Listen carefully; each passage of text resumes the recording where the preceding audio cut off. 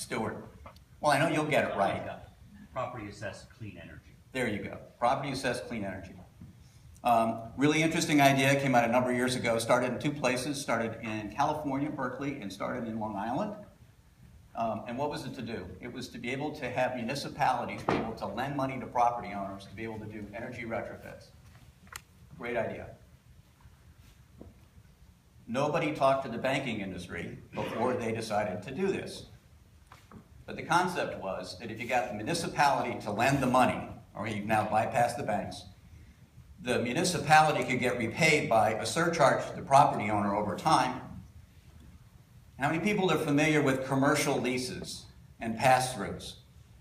Okay? If you had an assessment from a municipality to a property owner, that could classify as a pass-through, and the owner of the property could pass that assessment off to the tenants. So it bypassed the banks, and it also created a source of repayment, and it gave the owner an ability to pass the cost of the improvement on to the tenant, which had been a dead end, because why would an owner do this if they couldn't be repaid? The unfortunate thing is that if a municipal assessment is not paid, and under this regulation, it's in effect a tax, what happens if you don't pay municipal taxes? Anybody ever had a lien put on their house? No? Okay. Well, that's what happens. A lien goes on the property. Right? In the legal parlance, and I know we have some lawyers here, that's called priming the mortgage. So if I have a mortgage on an office building, somebody takes out a PACE loan and they don't pay it back, then the municipality liens that property and comes ahead of my mortgage. That's in a violation of the loan agreement. Borrower's in default. Don't take my word for it, it just is. Dead end. What could have happened is if the PACE people had come back into the banking industry and talked about this.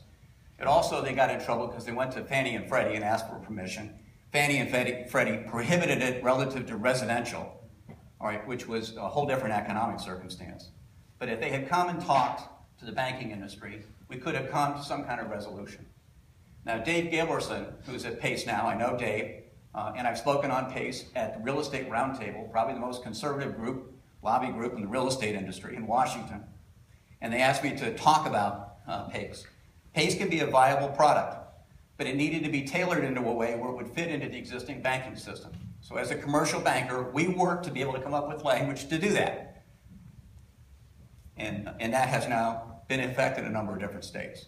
So that's how commercial banking can help deal with some of the sustainability and retrofit. But it took working together.